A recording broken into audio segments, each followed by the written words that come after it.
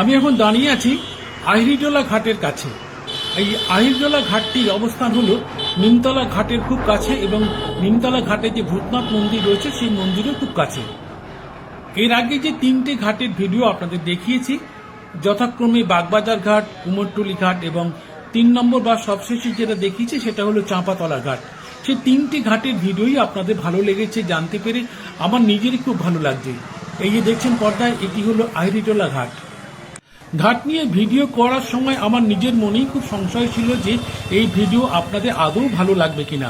গঙ্গার ঘাট, গঙ্গা নদী, চারদিকে গাছপালা এবং পুরনো আমলের প্রাচীন জীর্ণ বাড়ি, এবং এই যে ঘাটগুলো দেখছেন এগুলো কিন্তু সুন্দরভাবে তৈরি করা হয়েছিল, কিন্তু বর্তমানে তার রক্ষণাবেক্ষণের অভাবে অনেকগুলো ঘাট জীর্ণ হয়ে পড়েছে। এই ঘাটটিকে খুব সুন্দরভাবে এখনো মেনটেন করা হচ্ছে। আপনারা দেখছেন যে ঢালাই করা লোহার স্ট্রাকচারের ওপর এই ঘাটের চাঁদনিটি দাঁড়িয়ে আছে। আপনারা দেখছেন পুরনো আমলে ঢালাই করা লোহার নকশা, আর নিচে রঙিন কাচের ডিজাইনটাও কিন্তু খুব আকর্ষণীয়, আর ওপরে রয়েছে ঢালু ছাদ। এই ঘাটের দুদিকে মহিলা ও পুরুষের আলাদা আলাদা স্থানের ব্যবস্থা আছে, আপনাদের দেখাবো সেসব। এই আহিরিটোলা ঘাটটি আহিরিটোলা অঞ্চলে গঙ্গার ধারে অবস্থিত। এবারে বলি এই জায়গাটার নাম আহিরিটোলা কেন হলো। আসলে সংস্কৃত আভির শব্দ থেকে আহির শব্দটি এসেছে। এই আভির বা আহির শব্দের মানে হলো গয়লা। এখানে যেহেতু গয়লাদের পাড়া গড়ে উঠেছিল, সেই জন্য এই জায়গাটার নাম হয়েছে আহিরিটোলা। অনেকে অবশ্য গোয়ালডুলিও বলে থাকেন। আহিরিটোলা ঘাটটির এই দিকটা মহিলাদের স্নানের জন্য সংরক্ষিত। এখানে দেখুন একটি বোর্ড লাগানো রয়েছে, ওপরে ইংরেজিতে লেডিস লেখা, নিচে মহিলা ঘাট লেখা। এবারে বলি এই আহিরিটোলায় কিন্তু একসময় বহু বিখ্যাত লোকের বসবাস ছিল, যা আজও আছে। আমি কয়েকটা উদাহরণ দিই পুরনো আমলের যারা বিখ্যাত মানুষ ছিলেন, যেমন জনাইয়ের জমিদার অ্যাটর্নি পূর্ণচন্দ্র মুখোপাধ্যায়, কুমার কৃষ্ণ মিত্র, ভোলানাথ চন্দ্র, বিপ্লবী যাদুগোপাল মুখোপাধ্যায়ের পিতা কিশোরীলাল মুখোপাধ্যায় প্রমুখ ব্যক্তিবর্গ। এখানে দেখছেন এখানে একটি বোর্ড লাগানো রয়েছে। এই ঘাটটির বিউটিফিকেশন এবং মেনটেন্যান্সের দায়িত্ব রয়েছে প্রেরণা ফাউন্ডেশনের উপরে। সেই মর্মে এখানে একটি বোর্ড লাগানো আছে আহিরিটোলা ঘাটে, সেই বোর্ডটি আপনাদের দেখালাম। এই আহিরিটোলা ঘাটটি কে বা কারা তৈরি করেছিলেন এবং কত সালে তৈরি করেছিলেন তার কিন্তু কোনো তথ্য পাওয়া যায় না। আহিরিটোলা ঘাটের এই দিকটা পুরুষদের স্নানের জন্য সংরক্ষিত। এখানেও একটি সেই মর্মে বোর্ড লাগানো আছে, আপনাদের দেখাচ্ছি সেই বোর্ডটি। একটু ক্লোজে নিয়ে এসে দেখাচ্ছি আপনাদের।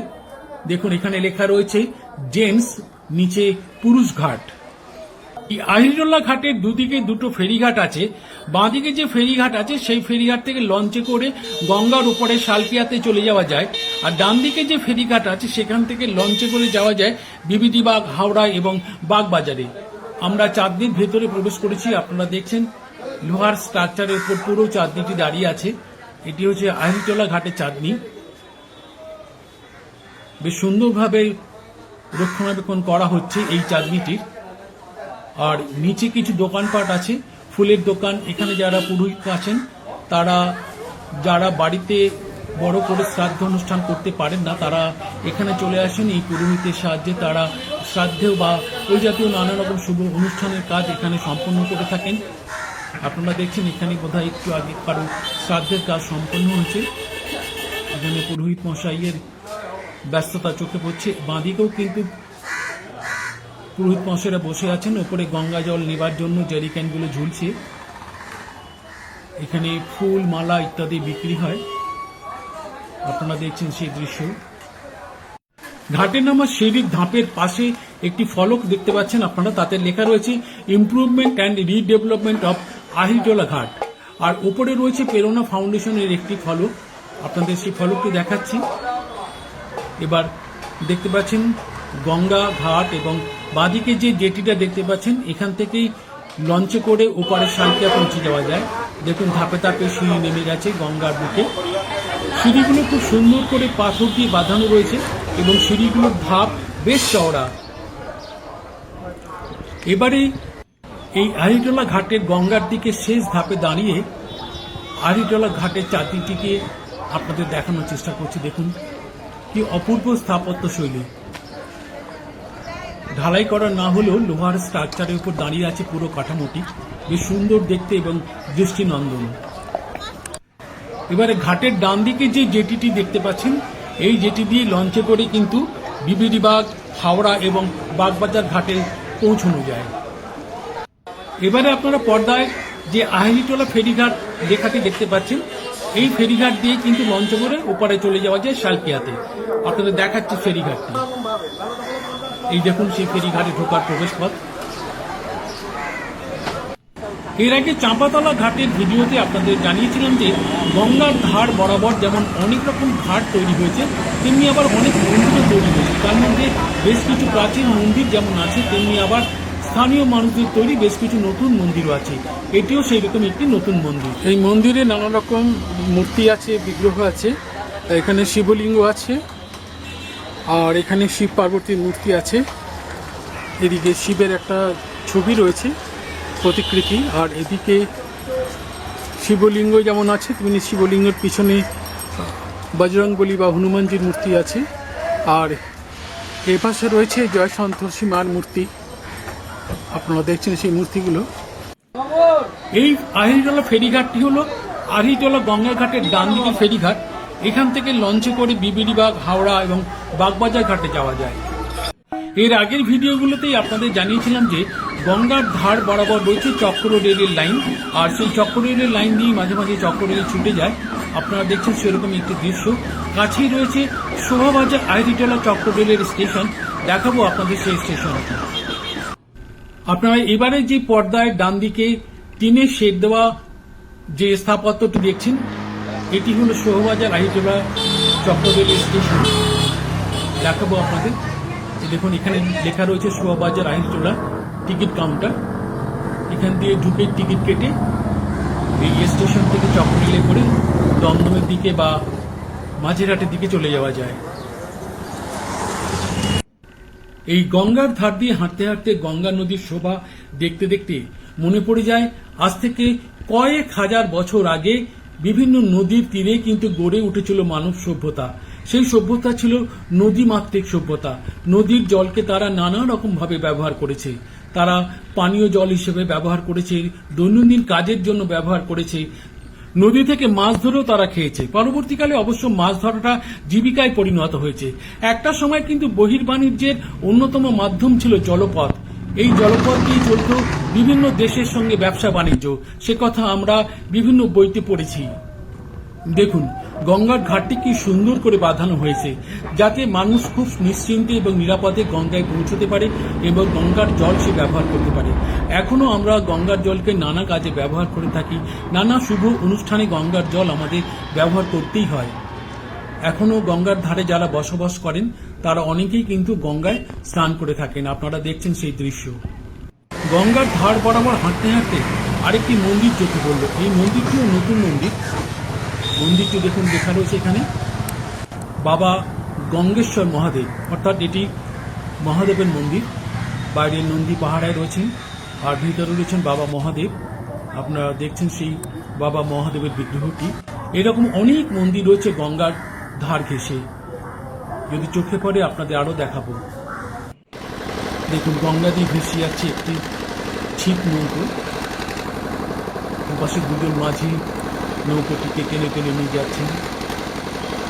এরকম দৃশ্য দেখতে আমরা শহরবাসী আমাদের কাছে খুব ভালোই লাগে। গঙ্গার ধার বরাবর হাঁটতে হাঁটতে আরও একটি মন্দির চোখে পড়ল। এটিও নতুন মন্দির। দেখুন উপরে লেখা রয়েছে শ্রী শ্রী পঞ্চভূত শিব দুর্গা মন্দির, আর নিচে লেখা রয়েছে হরচন্দ্র মল্লিক ঘাট। অর্থাৎ এই ঘাটটির নাম হরচন্দ্র মল্লিক ঘাট। এই ঘাটেরও একটি চাঁদনি আছে, যদিও সেই চাঁদনিটি বিভিন্ন গাছপালার আড়ালে ঢাকা পড়ে গেছে, বাইরে থেকে দেখাই যায় না। দেখাবো আপনাদের সেই হরচন্দ্র মল্লিক ঘাটের চাঁদনিটি। এই দেখুন এটি হলো হরচন্দ্র মল্লিক ঘাটের চাঁদনিটি।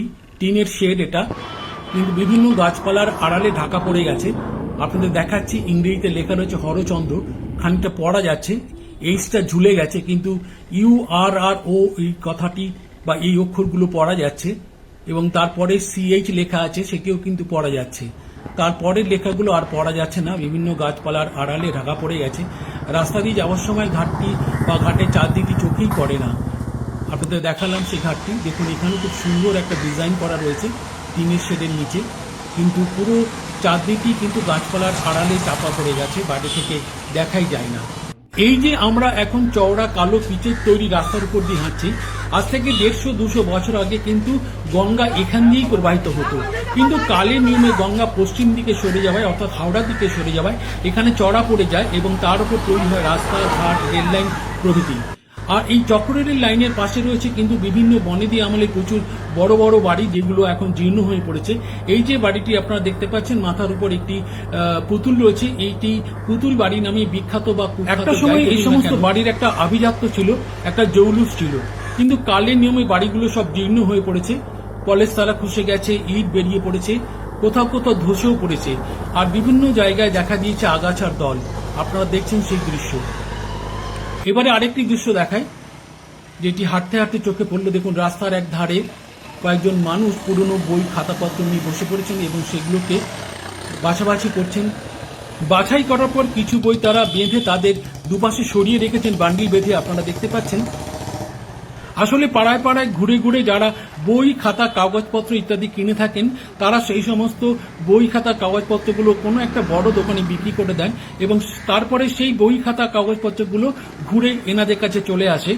এনারা সেখান থেকে বাছাই করে পুরনো বইগুলোকে আলাদা করেন এবং কাগজপত্রগুলোকে আলাদা করেন। এখানে দেখতে পাচ্ছেন একটি পুরনো বই। এই সমস্ত পুরনো বই কিন্তু কলেজ স্ট্রিট বা অন্য কোনো জায়গায় চলে যায় বিক্রি হবার আশায়। আপনারা দেখছেন সেই দৃশ্য, আপনাদের দেখানোর চেষ্টা করছি। এখানে প্রচুর কাগজপত্র, বইপত্র রাখা আছে এবং দুপাশে দেখুন বান্ডিল বেঁধে রাখা আছে বইগুলো। এগুলো চলে যাবে কলেজ স্ট্রিটে এবং নানা জায়গায়।